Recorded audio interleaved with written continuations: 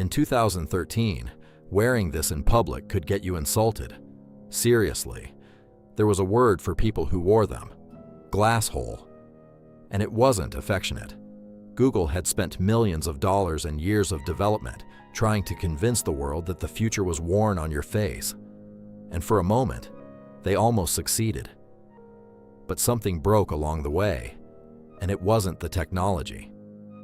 Today, I'm going to tell you the real story of Google Glass.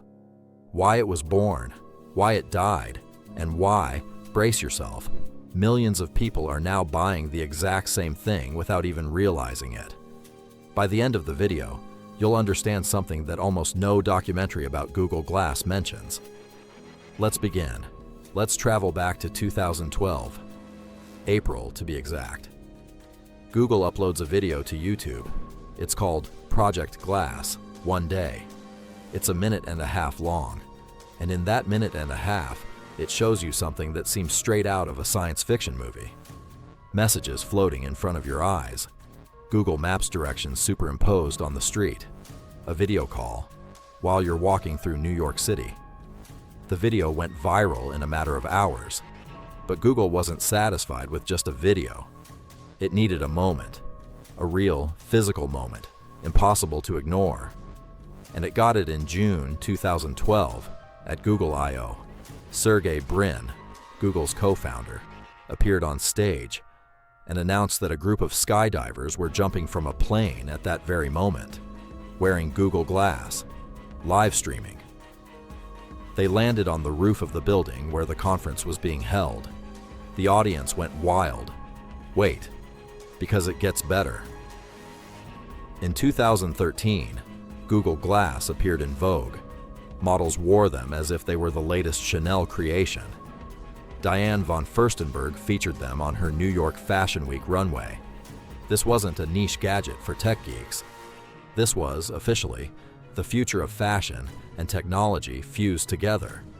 The entry price for the Explorer Edition program, $1,500, by invitation only.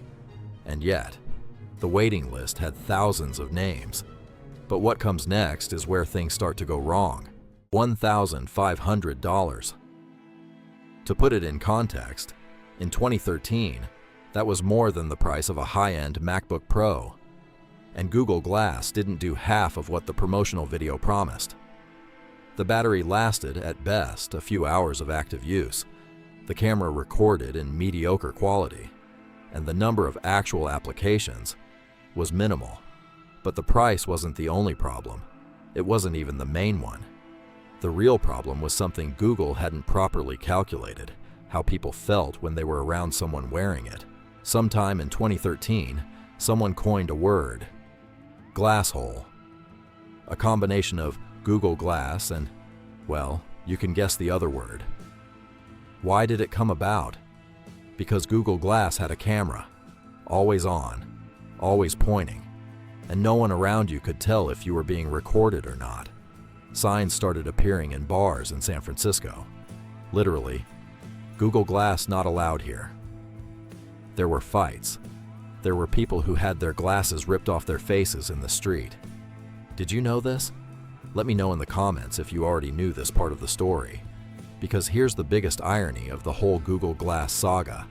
The technology didn't fail. Society just wasn't ready for someone to be able to record you without your knowledge. And that, combined with the price, combined with the still clunky and barely concealed design, created the perfect storm. You remember the promise this video started with, right? I told you that you were going to understand something that almost no documentary tells you. We're about to get there. But first, the end of this first part of the story. In January 2015, Google announced it was shutting down the Explorer Edition program. Officially, they didn't call it cancellation. They called it the graduation of the project, which would move to a new phase within the hardware division. But we all knew what it really meant.